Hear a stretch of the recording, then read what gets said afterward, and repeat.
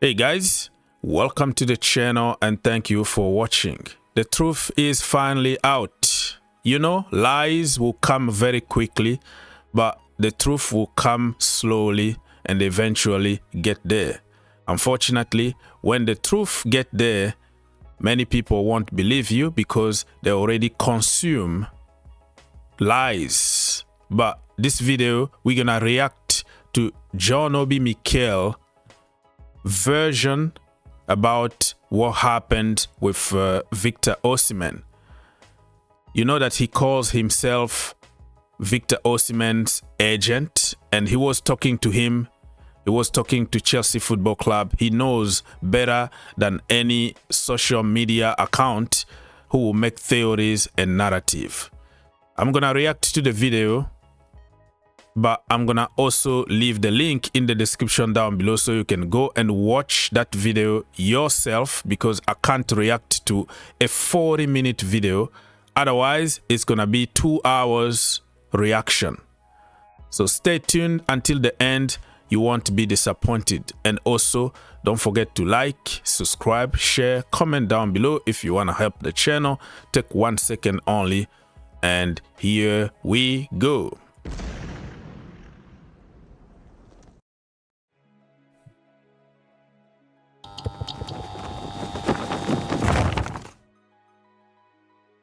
Right then, folks, welcome back to another edition of Taking the Mikel. We have left you all waiting. This man to my right, John Obi Mikel, he's been in a dark room for a few days. We're going to unpack why that is in the coming minutes. Myself, Chris McCarty, back with you as well, of course. Great to be back, John. And it's been an interesting week or so, maybe a couple of weeks for you, has it not? It's been. Yeah, we're back. And a lot happened in the past couple of weeks. An awful lot has happened. An awful lot, yeah. You've had to cancel holidays. You've had to cancel that brand new Rolls Royce that you had on order. You've had to do a lot. Yeah, it's been a very, very eventful week. Let's put it that way. A couple of weeks, a week, whatever we call it. But interesting transfer window. That's it. And listen, we've been inundated. Okay, so as you can tell, this is Obi Mikel. This is his podcast, and he's ready to tell us the truth behind the scenes, what really happened, because he was in touch with Chelsea and Osimhen camp for months, and even I can say even more than a year now that he's been talking about Osimhen to Chelsea, and he's been pushing and doing what he can do to get the deal done. Let's go. And rightly so, because you, my friend, on this very podcast, you'd stated for months, we all know what we're talking about. Yeah. Victor Osimhen. Yeah. The would he, won't he. Started from this podcast. It started on this podcast. We had Victor on it, didn't we? In season 1 of the Obi one podcast. And that was the plan all along. That was my plan all along. Was that the long game? Yeah, exactly. It was a long game. Put him in the Get him on the podcast and then, start from there. Start the ball rolling. Well, ultimately, John, and listen, there'll be a lot of Chelsea fans, a lot of Nigerian fans listening in and watching this podcast, wanting to know what the actual inside story, what the real story, what is the truth behind Victor Osimhen's failed move to Chelsea. So let's unpack it, John. What can you tell us? Were you involved in trying to get Victor to Stamford Bridge? Where can I start from? I mean, a lot happened. Of course, everybody, it's a no-brainer, and I think an open secret, right? Exactly, it's an open secret. Everybody knows that I was, involved in the deal. I was involved in trying to make sure that I get Victor Osimhen to the club. A lot happened. So this is very important here. He was involved, all right? And I'm not going to believe those conspiracy theorists on social media who would tell you the club didn't try, Osimhen is greedy, this and that, blah, blah, blah, to make headlines and get the subs and get followers and get clicks. This is the guy who is in the center of the situation. So I'm not going to listen to those people who will sell us all kind of illusions, who are working for themselves to drive traffic. This is the truth. It it was very interesting because I think I hear a lot of people saying this and saying that about Victor and how greedy he is and stuff like that, blah, blah, blah. Take a pay cut and come to Chelsea, blah, blah, blah, stuff like that. And, I just want to categorically say it here, that I know the kid, I know the boy since from the very first day he joined the national team. Yeah. My relationship with him has been very, very good. And since then, we've kept in contact. We've been friends since then. Of course, I know him. I know what he's capable of. And I just want to say that is absolutely not true. Victor is not a greedy boy. He's not a greedy guy.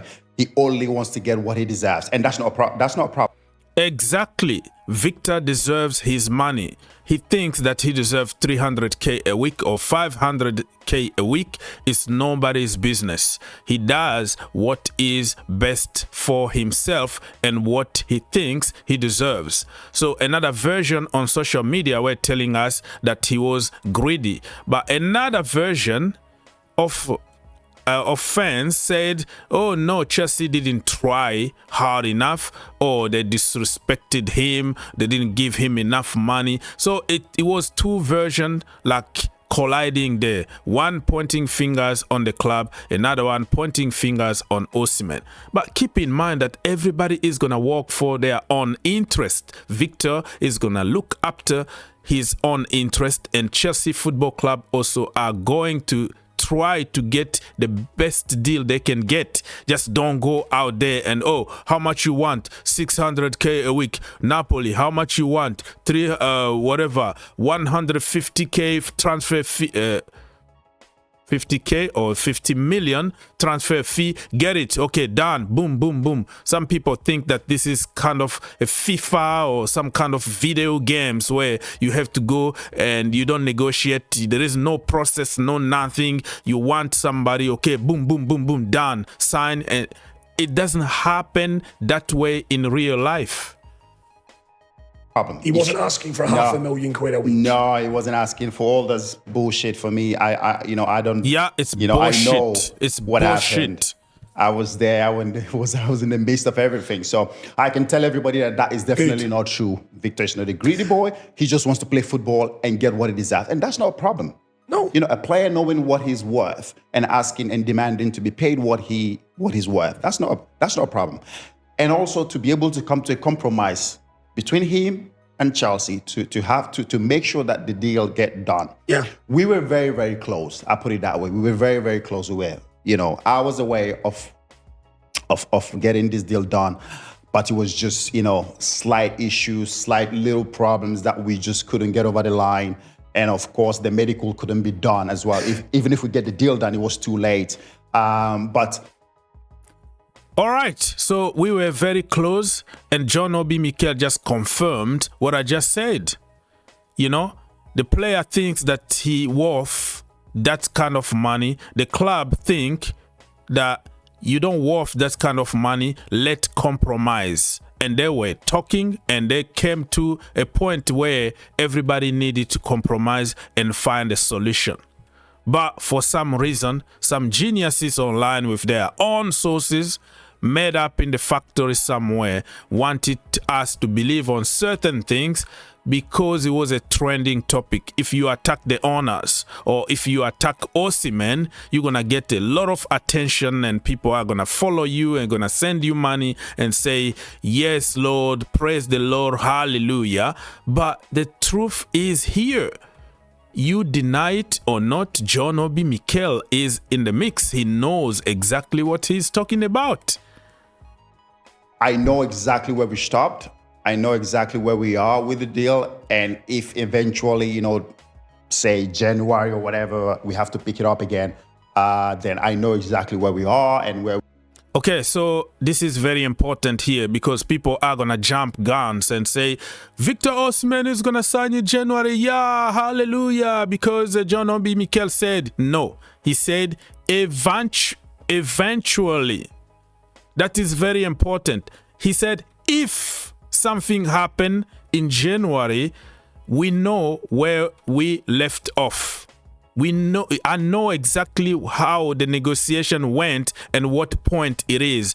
If there is a big if here, if Chelsea pays the money that Napoli are asking for, 75 million or whatever amount people are making on social media, and also they need to pay a fee to Galatasaray in order to get Victor Osimhen, and Victor Osimhen might say, no, let's negotiate again, you know, the money, my salary and my contract length or whatever. So it's still a long way to go, and people are trying to twist it to make it sound like, yes, because it's so easy to just jump and without even understanding what Mikel is saying and say, okay, January, baby, it's going to happen. He didn't say that. Stop lying to yourself. Okay, let's go. We have to start from. So yes, I was the guy right in the middle of everything. For a couple of days I didn't sleep. On Thursday I didn't sleep. On a Friday I didn't sleep. Obviously I'm here in Dubai. It's about 3-4 hours difference. 3 hours, yeah. Exactly. So I have to wait for.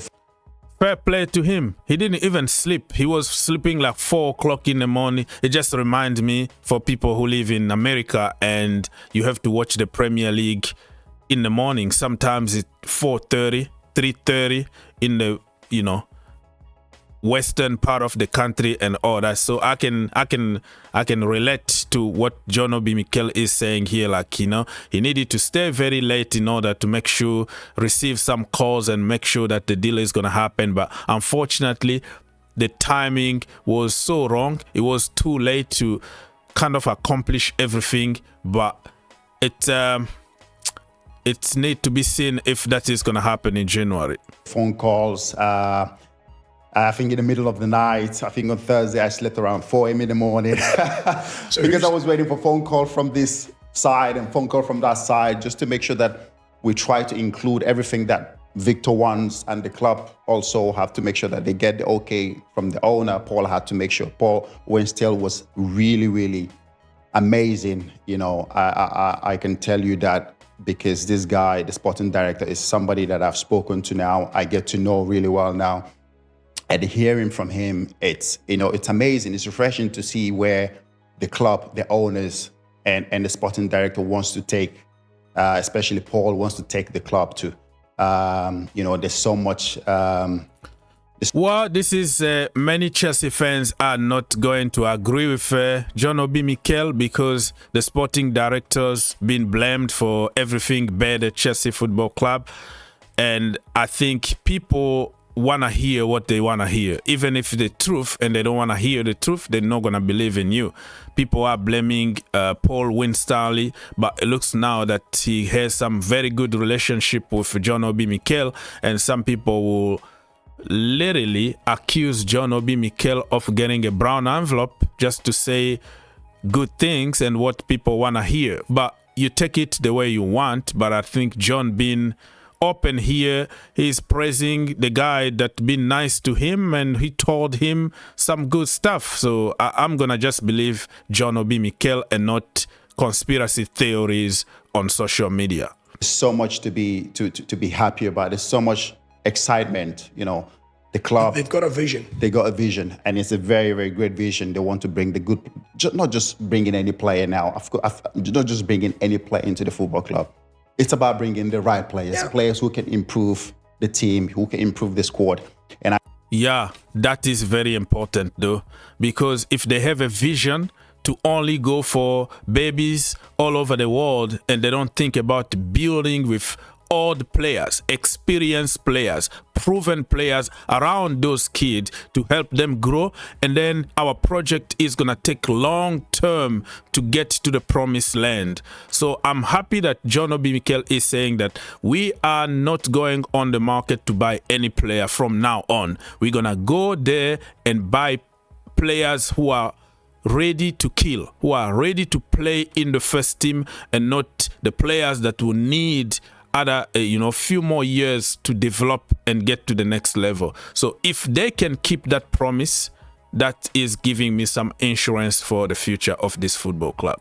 I think Paul is on top of that, and from this transfer window now, I think we'll start to see the right players come into the football club, and that's something that is really, really nice. So to be clear, Wow, so that is very important. I don't think Nicholas Jackson is gonna is gonna love Mikel for saying that, because Jackson came as an unproven guy from La Liga, and now he's doing pretty good. But John Obi Mikel is not convinced about his ability to, you know, to be a top striker. So he's not gonna make only friends here in the team, because the players who are there are not going to be happy that you are bringing some other players. But it is what it is. It's part of the business.